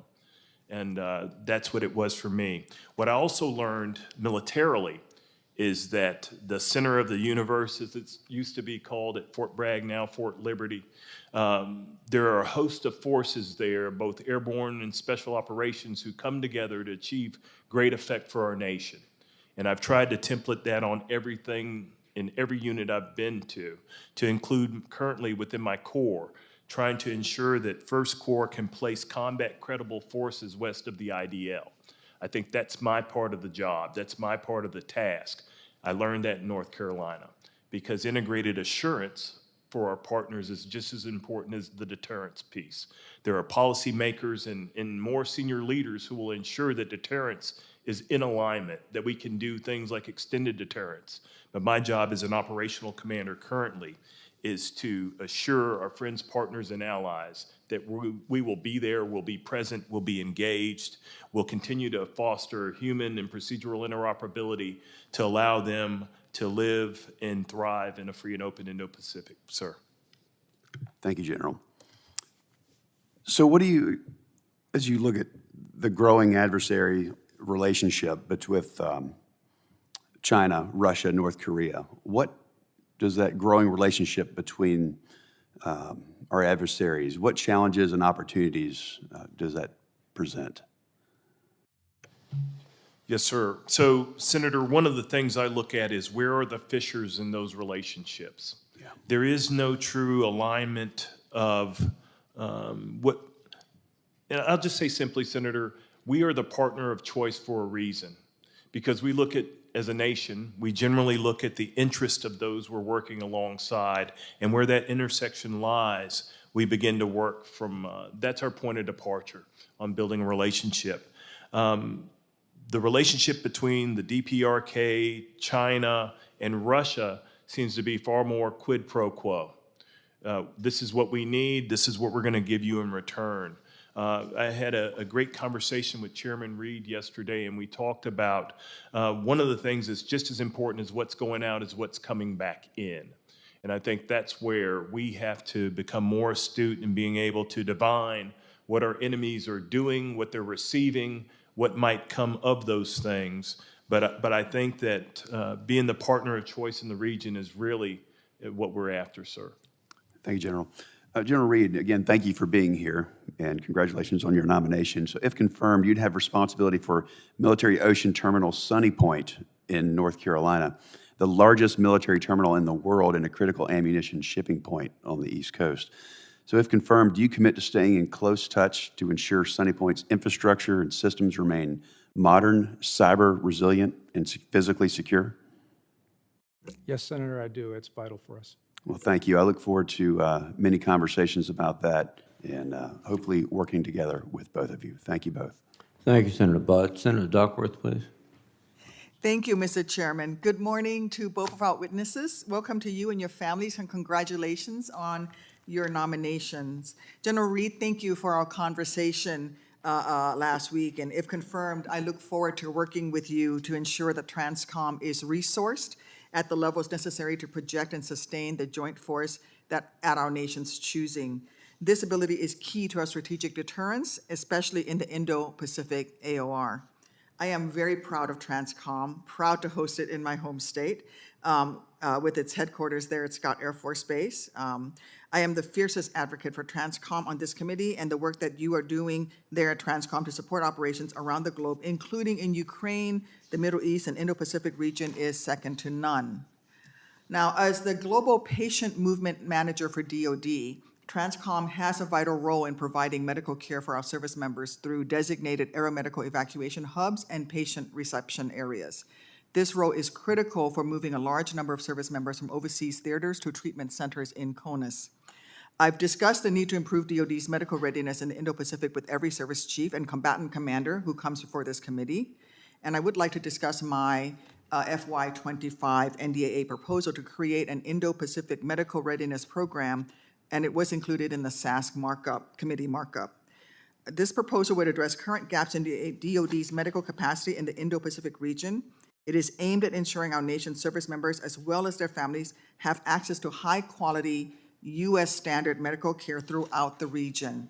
The program would authorize DoD to access foreign medical facilities in the Indo-Pacific, and DoD would work with our allies and partners to accredit those facilities, thus increasing the number of available medical facilities DoD personnel would have access to during peacetime and in the event of a conflict abroad. I'm going to direct my question first at General Brunson. General Brunson, DoD already has a version of this in the Republic of Korea. In fact, it is the only place where we have this arrangement. In fact, the United States helped set up the Aju Trauma Center in Suwon, and it was modeled like a U.S. trauma center because there is a doctor there, Dr. Lee Guk-jong, who received training from U.S. surgeons, and he set up this level 1 trauma center there to U.S. standards and is JCO certified. And in 2017, he was able to leverage that training that he received in the U.S. to treat the North Korean soldier who defected at the Aju Trauma Center, saving his life. General Brunson, if confirmed, can you speak to how you would leverage my Indo-Pacific Medical Readiness Program and speak to the significance of DoD having access to ROK medical facilities that meet U.S. standards in the event of a kinetic conflict? Yes, Senator. One of the things that we are trying to even work now at Joint Base Lewis McChord is the impact of care being needed for our service members, their families, and our veterans in a hospital that is a magnet for the state of Washington, and how we might also replicate role 2 and 1 and 3s forward in the theater, because as you know, the distances are great.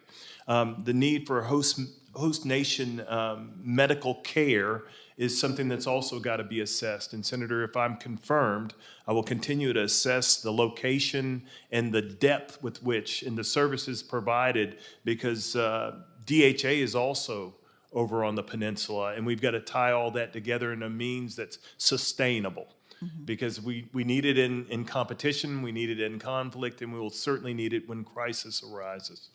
And it would be another way for us to forge even closer bonds if we are using this process to have our military medical personnel work with their military medical personnel and have that habitual training relationship in that area. Yes, Senator. Thank you. General Reed, if confirmed, can you commit to ensuring that my Indo-Pacific Medical Readiness Program will be a priority for TRANSCOM? Absolutely, Senator. Having served abroad with the family and without, and having served abroad in a place where there's no base, this would be very welcome. Thank you. And if confirmed, how will you work with INDOPACOM to ensure we continue exercising aeromedical evacuation patient movement routes with our allies and partners in the region, including our ASEAN partners? Senator, if confirmed, I don't think that will be much of an issue. I think the theater will find it very welcome that we will want to partner with them in that. Last summer, as a matter of fact, we did just that. We participated with them across the entire summer. And in that, we were with 7 partner nations, and one of the primary things that we worked on was aeromedical evacuation. During that time, not only did we train together and fly sorties together, but we were able to use each other's equipment, and it was very, very, very helpful.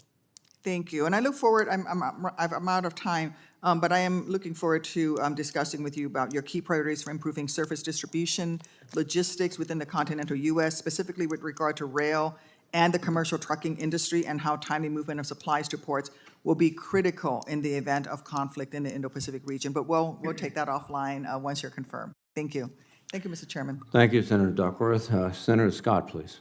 Thank you, Chairman. First, I want to congratulate both of you on your nomination. If you look at your background, you clearly can do these jobs. Your family should be very impressed with what you've already accomplished. You should be very proud of your accomplishments, and I know you're both going to do a great job. General Reed, I understand the global household goods contract recently changed. So we just finished peak moving season. Can you talk a little bit about the contract's implementation, what you're seeing, how it's working? Senator, what I understand so far, we began in the spring. As you mentioned, went through the peak season in select locations, and the feedback that I'm getting is things are going well.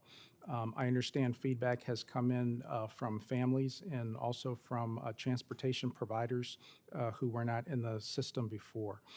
Part of the improvement that seems to have really resonated with the families is the fact that using IT systems, they can actually tell where their household goods are, and they can actually see the position of the folks who actually have their goods.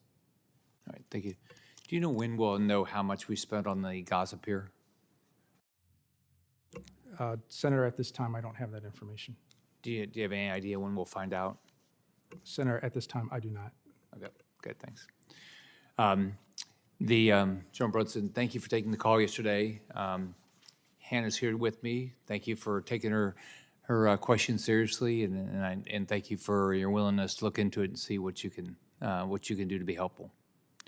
I had the opportunity, like a lot of us have been to South Korea. I went to Camp Humphreys, celebrate the 4th last year. So we have 28,000 service members in South Korea. Can you just talk about, if you're going to talk to the American public about the importance of being in South Korea, about what the relationship is like with the government of South Korea? How are they a good partner? Is it a fair relationship? How important is it to our national security? Things like that. Yes, Senator. As a Corps commander, currently as a sitting Corps commander, I've had that very same conversation. The things that we do forward prevent things from happening in the homeland. Defense of the homeland is a key task that I've got to accomplish. It's a no-fail task, even as a Corps commander. I would explain to them that by us being forward postured, our posture forward allows us to be inside of the air defense exclusionary zone. It allows us to be able to, if need be, move to conflict. It allows us to establish for ourselves posture and protection and sustainment that our homeland not be brought at risk. It's one of those things that you'd be hard-pressed to get someone in St. Augustine, where my family lives, to understand, but it should be of supreme importance to them that there are men and women, 28,500, which is the floor, not the ceiling, who are there prepared to not only defend our ally in Korea, but to defend, really support and defend the Constitution of the United States and defend her people wherever they might be. I would also tell you that there's something to be said for the will and the resolve of a nation when we take our families and place them in that same environment and trust their care to not only our ally, for our ally doing what they say they're going to do, but for us to be good for what we say we're going to do as well, sir. How is South Korea a good partner? Yes, sir, they are. And do you feel like they bear their part of the burden? Sir, when I look at the way that APS-4 is maintained, when I look at Camp Humphreys itself, which you've seen, those are facilities the likes of which we don't even have on Joint Base Lewis McChord right now. We're moving toward it. But in the past 2 years where I've gone over for exercises in the Republic of Korea, what I've seen is a diligence the likes of which I would love to see on my joint base. We see the Koreans erecting facilities. We just opened recently there in Korea 3 new towers for family housing. And that says something when those things go from design to, or decision to design to actual brick and mortar going up. So yes, Senator, I would say they are good partners and friends. Senator, if I may add, they also have a counterpart to Transcom, and that commander has a relationship with ours. In addition, they have a liaison that's in the headquarters at Transcom. That individual spends time and is able to attend each and everything to make sure that we stay tied. And in terms of being a great partner, very nuanced support even for the annual West Point Annapolis football game. Thanks for your service. You guys are going to do a great job. Thank you, Senator Scott. Senator Kelly, please. Thank you, Mr. Chairman. General Brunson, General Reed, congratulations to both of you.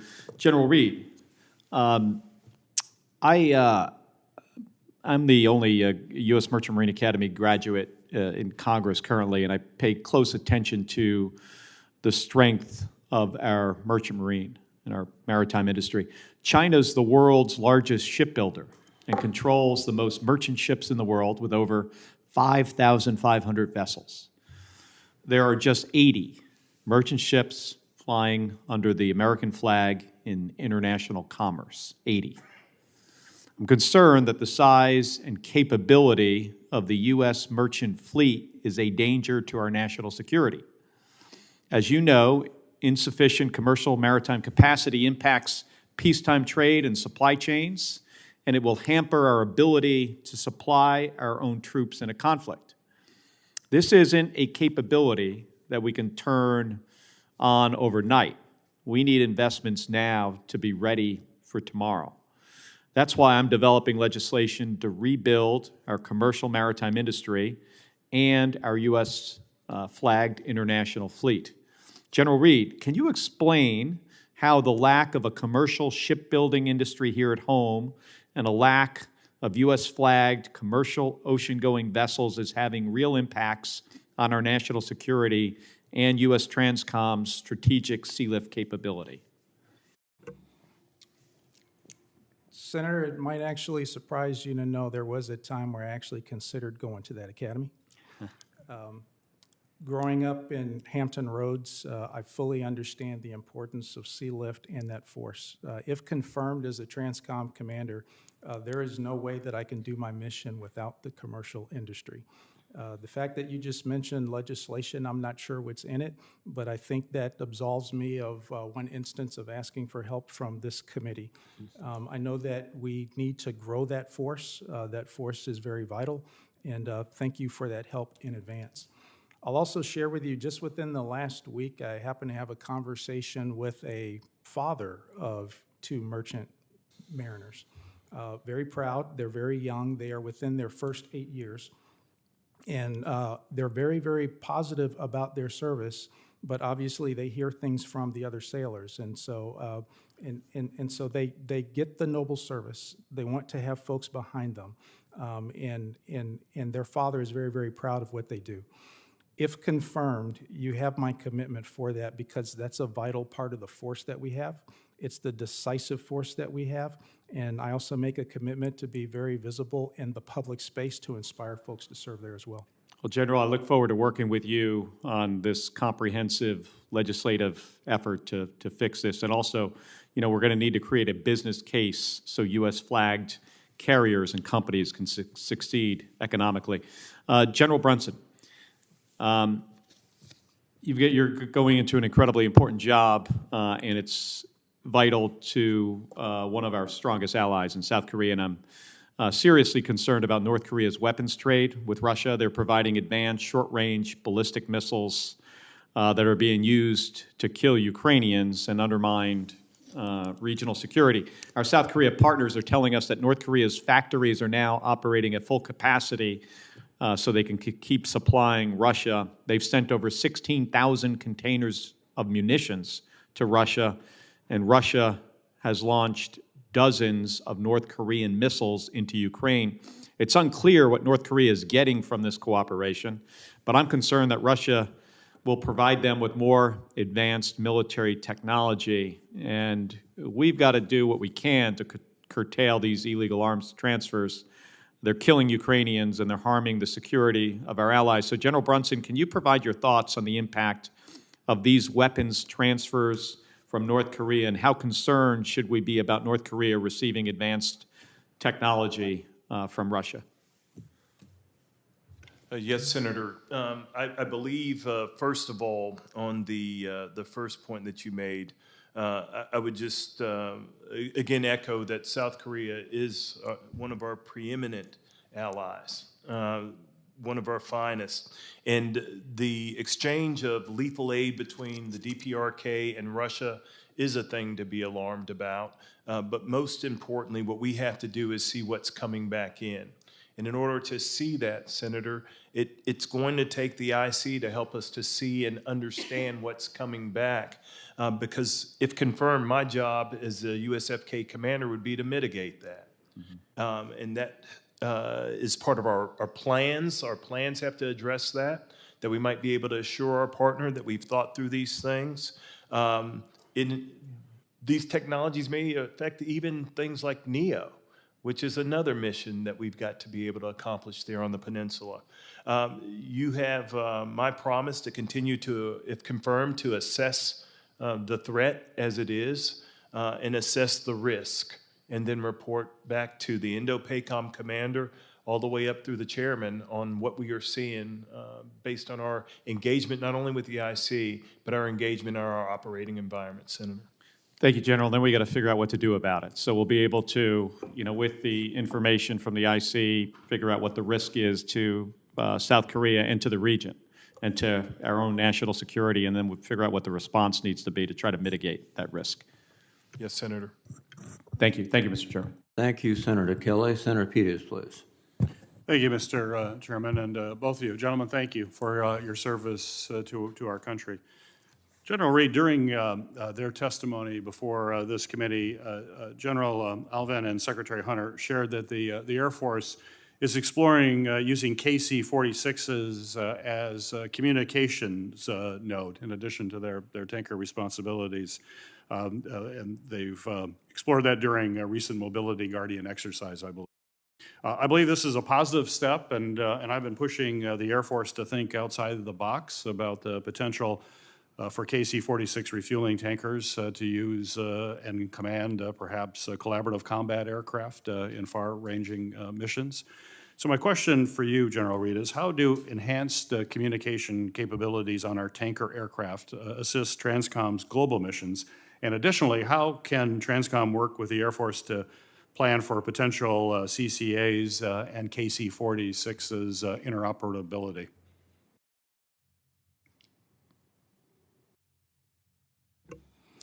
Senator, connectivity is key for all the platforms, and for most of the air mobility fleet, they're not as connected as they could be, although things are starting to change. In terms of the information node, currently most airplanes can only communicate with each other line of sight, so they have to be very close to each other. What we really need is the ability to communicate beyond that and stay connected to the entire force. Our adversaries are developing technologies that have greater range, which puts us more and more into the contested environment. But we're going to have to be there, and we're going to have ways in order to make sure that we can open up an opportunity to continue to support the joint force. In that communication node, it not only allows the crew to be aware of what's going on in the space, but in the absence of others who cannot control, they can actually contribute to the fight. And so that's incredibly key. Senator, to your question for CCAs, a little bit premature for me to determine what's in that space, but I'll tell you, if anything is in the air and it can respond to the needs of the joint force that's in the air and can contribute to survivability, absolutely, I'll take it. Right. Thank you. Thank you. General Brunson, I recently returned from South Korea with several of my colleagues where we met with government and military officials there. And we were fortunate to see firsthand the importance of this relationship to a free and open Indo-Pacific. While there, among many topics that we discussed, we also discussed the growing cooperation between American and Korean universities and government organizations. This collaboration includes a recently announced partnership between the University of Michigan, Hyundai Heavy Industries, and Seoul National University to cultivate and to expand U.S. Shipbuilding expertise by developing specialized training programs. So my question for you, sir, is if confirmed, how will you use your role as commander for the U.S. Forces Korea to expand and foster similar relationships between Korea and the United States? Yes, Senator. My daughter, Rebecca, attended Seoul National University. And so I'm very well familiar with them and their reputation and what they produce at that institution. Currently, as a Corps commander, I've built several relationships with local universities because they are able to see things in ways that we can't or don't have time to investigate or champion. We built a Pacific education program and an engagement program which brought academia forward on our exercises to answer some of the strategic questions that we had. I would very much see myself leveraging the brain power of institutions not only in Korea but here in the United States to help us solve some of our most compelling issues. It's one thing to just use PEMTech or the Pacific Multi-Domain training and experimental capability. It's another thing entirely to think about new ways of doing things. I think academia can help us to challenge some of our assumptions and at little cost, truthfully. Vice going on into some new technical solution for a problem that maybe we haven't thought fulsome enough about. So that's how I would do it, Senator, if confirmed. Very good. Well, thank you. Thank you, Mr. Chairman. Thank you very much, Senator Peters. I believe Senator Gillibrand is prepared to go, and then we'll recognize Senator Smith. Senator Gillibrand, please. Thank you, Mr. Chairman. And congratulations, generals, for these appointments, and best wishes to your families that are here. We know none of us do these jobs on our own, so having the support of our families really does make a difference. General Reed, we have repeatedly heard that in the event of a crisis or conflict, the Chinese government will target critical infrastructure in the U.S., in part to disrupt the ability of the U.S. to respond. As Deputy Commander of Air Mobility Command, how have you sought to ensure the availability of your fleet and your systems in the event of such an attack? And how would you approach this challenge as TRANSCOM Commander? Senator, first and foremost, we've focused really hard on making sure that the force is ready and they understand what's required of them. When we do that and we give them the chance to exercise, a lot of times they find out ways to get around the disruptions themselves, and then we take those lessons and we roll them up. The next thing that we do is we exercise realistically, and we're putting ourselves under pressure to exercise with problems, to exercise with an incomplete force, to exercise with incomplete information. And so with that, we get the lessons learned and we get to try it real time in terms of what would happen in the case of crisis and conflict. If confirmed going into TRANSCOM already does some of that, but there's opportunities to scale, and there's opportunities to do that not just in the air, but in the other modes as well. How would TRANSCOM leverage artificial intelligence technology to improve day-to-day operations? I've seen how AI can impact the private sector in terms of getting supplies where it needs to go around the globe. Is that something that the military and TRANSCOM will consider using? Absolutely, Senator. And from an air component perspective, we do much the same. We are looking into the future in terms of how we can turn unstructured data into structured and then use that to present information for us to sense things and then make decisions. At the same time, we're using it real world to make decisions on the operational floor. Thank you. General Brunson, I also had the occasion to take a Senate trip to South Korea and Japan, and I'd like you to talk a little bit about how important is our alliance with South Korea? And under the Biden administration, historic progress was made with building a trilateral relationship between South Korea, Japan, and the U.S. Can you talk about how you would seek to deepen that? And last, can you please speak to the threat that North Korea ballistic missile capabilities create and what your approach may be?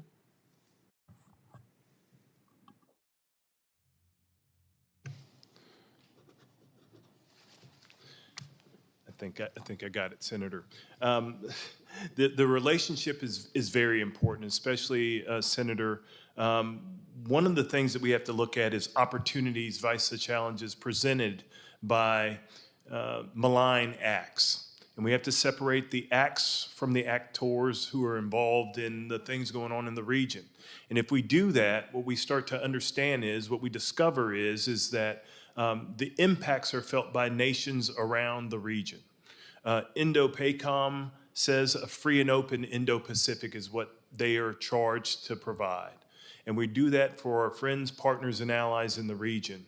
The relationship between the ROK and the Japanese is huge. We just had our chairman over there conducting a historic trilateral meeting. I think also what it does is it changes the math problem that is DPRK sitting in the north, moving south, and the Republic of Korea sitting in the south, going north with CFC. It changes that. I think that more often than not, as malign acts happen in the region, it draws nations, like-minded nations together. And the Japan, U.S., Republic of Korea relationship can serve as a magnet for other nations that just want to live. They want to fish in the waters off their coast. They don't want to be threatened. They don't want to be under duress every day. So the true importance of that is showing nations that they can stand together outside of a large construct that says this is who we are and this is what we do, but just folks who come together, stitching together those mutual defense treaties that exist in the region and saying, we're going to be there. We're going to assure you that we will be there and we will do the things as a nation that we said we were going to do. We'll demonstrate our resolve there, ma'am. Thank you. Thank you, Senator Gillibrand. Senator Schmidt, please. Thank you, Mr. Chairman, and congratulations to you both. I missed the intro, but I guess this is your families back here. Congratulations. I know that Senator Peters, I think he asked you, General Brunson, this question, so I want to pose it to you, General Reed. I was also on that trip to Kodal to South Korea, or to Republic of Korea and in Japan. It was illuminating. A topic that came up over and over was, as relates to our industrial base and making sure we have more shipbuilding and maintenance capacity. What role do you see that Republic of Korea and various entities could play in the Indo-Pacific in helping out in really these capacity issues that we have? Thank you, Senator. I'll tell you, Transcom's role and Transcom's mission is simply not possible with allies and partners. When we talk about being able to deliver to the point of need, especially for him, if he gets confirmed, he's going to be relying on Transcom to make the strategic delivery to then get to where he is and then to bridge the seams to the system that he has. That would not be possible without the host nation that is hosting him. In order for us to fly our aircraft, allies and partners actually give us access to the airspace. And so there are a multitude of contributions that they make just for the access and the basing, but we also rely on them for their infrastructure. And so that's an airbase, that's a seaport, that's fuel storage, and the list goes on and on and on. And so in order to get this job done, having friends and having partners to help is how we win. I also see that as being our fundamental advantage against our adversaries. We simply have more friends than they. Yeah, and General Brunson, if you want to add, I know that you answered this with Senator Peters, so I can get briefed on it later. I don't want to have you repeat yourself, but that partnership is really important, but particularly on this maintenance issue, right? And by the way, our European allies, I think, have a lot to learn about burden sharing from the Republic of Korea, the percentage of their GDP they actually spend on defense, including that new airfield that's been constructed. There's a lot that NATO allies can learn from that. But did you want to chime in on that? Yes, Senator, I did, because what I think Randy brings up, to be quite honest with you, is the transition from strategic movement to operational maneuver. Once something hits the peninsula, there's got to be an operation that takes care of that. We benefit greatly, and I mentioned earlier to Senator Peters' question, APS-4 and how that's maintained in a marvelous fashion for us. But I think that there ought to be assessments done with where can Randy get things to if confirmed, and where do we need to take that as part of the theater responsibility to provide onward movement and integration into the theater of that materiel. One last question I wanted to ask General Reed. There's been reports, and I know there's been hearings about this, been reports about Chinese cargo cranes at various ports posing an espionage risk, number one, and number two, perhaps even debilitating some of our critical infrastructure, sort of follow up on Senator Gillibrand's question. What do you know about that? What can be done about that? That's a lot. That's concerning because the CCP is continuing to try to acquire access to ports that we use. And if either one of you want to chime in on this, this seems to be kind of a big deal that there's not a lot of discussion about, and just how you see that and some of the things that we might be able to do to thwart those efforts. Senator, I'm aware of the concern. I know that Transcom is aware of the concern, and there are some things that they are doing for that. From the air component perspective, I'm not privy deep into that, but if confirmed, absolutely. That's fair. That'll be something Sure. I'm into. General? Yes, sir. As you may or may not know, we are wholly reliant on the ports of Olympia, Tacoma, and some a little bit further north of us as far as SPODs go within Washington State. We've taken,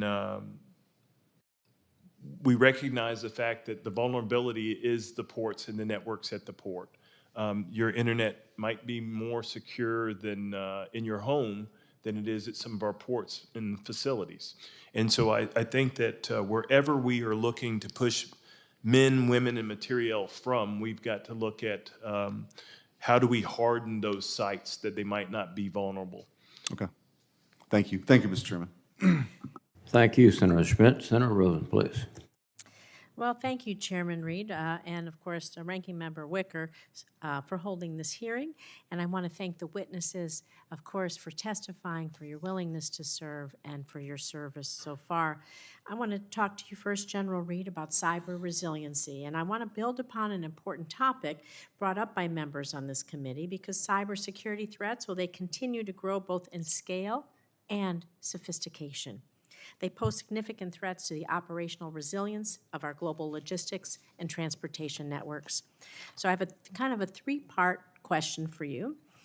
I did a little disaster recovery back in a long time ago when I was a young computer programmer, but if confirmed, how are you going to ensure that your command is prepared to, number one, defend against, number two, operate through, and number three, recover from cyber attacks? I'll leave the long-term implications of cyber attacks somewhere else, because it depends what the attack is for sure. But defend against, operate through, and recover. If you could talk about that, please. Cyber resilience, Senator, begins with hygiene and understanding what the networks are, what's connected to what, and how to keep the information clean is key. And so I'm aware that Transcom does that, as well as all of the other components. And then good, just fundamental training with that as well, and being responsible with the information. Additionally, since cyber is so connected between the government and the commercial world, having good quality relationships with the commercials is fundamental. In that, as part of the National Defense Transportation Association, there's actually a subcommittee specifically for cyber. And in that, all of the players who operate air, sea, rail, whatever mode, are part of that committee. And we share best practices and we do a lot of crosstalk. At the same time, there are pieces of the government who can offer help if the companies want it. And then in the contracts that we let for their support, we mandate that they have to have a certain level of resiliency with that. Recovery is all mission focused. In understanding that we are a contribution to an agile, lethal force, it's just one of those things that we're going to do, one of those things we have to do, one of those things we work through each day. Thank you very much. I appreciate it. I'm going to turn to you, General Brunson. We're going to talk about military family resilience. And speaking about families, it is really wonderful and obvious to see how much you care about your family, how much they care about you as your family proudly surrounds and supports you here today. Like all of us, we're lucky enough to be blessed with a supportive family. It is a good and powerful thing. And I'm going to say to your parents, good job. But if confirmed, they're going to remain an important pillar of support, I know, for you and the forces you lead. But the U.S. Forces Korea maintains a fight-tonight mission that not only requires readiness of our forces to mobilize at a moment's notice, but also, again, we talk about resilience and preparedness of our families, right? So these families play a critical role in supporting our service members, their ability to stay focused, their ability to stay mission-ready. So some U.S. forces in Korea are accompanied by their families, not everybody, of course we know that, but in both scenarios, it's critical for service members to know that their families will be both safe and taken care of should a military emergency arise. So if confirmed, for families that are in Korea, how will you prioritize family resilience, family safety as part of the overall Fight Tonight strategy? And what steps will you take to ensure military families are equipped and prepared for any scenarios that they might be faced during a heightened time of military tension or military conflict? Senator, one of the things that's most important is, I believe it's General Odierno who used to say that the soldier is the strength of the nation and the family is the strength of the soldier. I wholeheartedly believe that, and if confirmed, I think that one of the best steps that I could take is to communicate freely, openly, and often with the families of the affected tri-commands. I think that information and the ability to explain to folks the things that they are giving their lives to and what it means, what it requires, and what's required of them, and what them wearing the uniform denotes every day. I think that those are things that we have to do. It's also equipping the installation with the resources and programs that help families to feel as if they're at home. The specter of conflict or crisis is always going to be there, but it's very important for us to have our families there, that soldiers might be stable. That's right. I know for a fact, if confirmed, that my wife and my son are coming with me. That changes things for me. That adds to my resilience. That adds to my the strength of this soldier is improved every day I'm with my family. But there are things that I think as a commander I'll have to continually assess. How are we doing it? Could we be doing this better? How are our families faring? How are our schools? How are our hospitals? How are our folks integrated into the community? I believe that the facilities that exist there at Camp Humphreys are without peer. But there's always time to continue to assess and look at these things to ensure that our soldiers are able to do their best job. It's 28,500, which is a floor, but there's families beyond that all have to be cared for in the same way we care for weapon systems, material, and equipment. That's right. Thank you very much. Appreciate you both. My time is over. Thank you. Thank you, Senator Rosen. I will note that there is a vote on the floor. Senator Sullivan is recognized Thank you, for Mr. Chairman. 5 minutes at least. Thank you, Mr. Chairman. And I want to thank the witnesses for their excellent service to our country and their families for their great service and support of them as well. Very much appreciated. General Reed, I want to dig into the issue of air refueling the current TRANSCOM commander, General Van Ovost, testified in her April hearing before this committee that aerial refueling was among her top readiness concerns. You expressed similar concerns in your advanced policy questions. The importance of air refueling, something that my state of Alaska, is very familiar with. Alaska-based tankers, more than tankers based anywhere else in the country, are currently executing real-world missions in support of our national defense strategy's #1 priority, which is defense of the homeland. As I'm sure you've seen, just in the last couple of weeks, our KC-135s, which are associated with our Air National Guard, have been performing at the highest level of readiness, intercepting Russian fighters just last weekend, intercepting joint Russian-Chinese strategic bombers coming into our AIDAs 5 weeks ago, intercepting and shooting down Chinese spy balloons over Alaska. This is all done with our tankers. And then, of course, when we have red flag up in Alaska, the tankers are hugely needed for that massive exercise. It's been going on all summer, Northern Edge as well.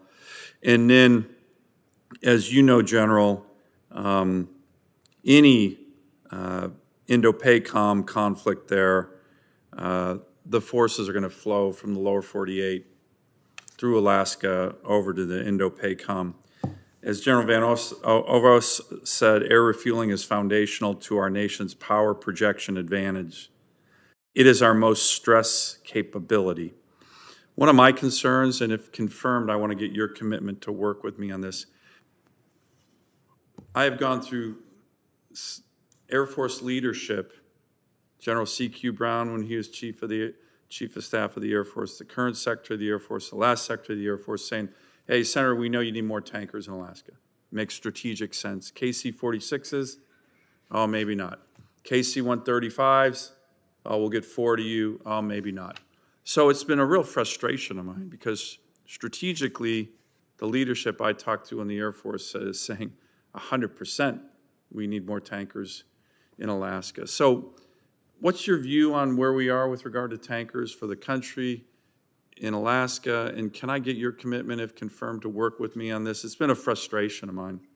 Secretary of the Air Force, a couple of years ago, General C.Q. Brown, a couple of years ago, said, hey, we're not going to do KC-46s in Alaska. It doesn't make sense to me. I had a lot of 4-stars saying, of course we are. But we're going to bring KC-135s there. Now we're not doing that. I'm frustrated. I've been working on this issue for 6 years, and it makes strategic sense what I'm talking about. So can I get your commitment to work with me on this? And if confirmed, because it's a huge issue for TRANSCOM. And by the way, the TRANSCOM service members do such a great job. But do you have any thoughts on this, General? Senator, my reflections on this stems from my years of operating there off and on. And so I know you also have concerns on the operating conditions in the high north and what our outstanding forces do when they're operating up there. In flying transports and air refueling, I fully understand the importance of Alaska, importance of the region. Very, very proud of the airmen who have supported the fighters to protect the country, and very, very valuable piece of land there.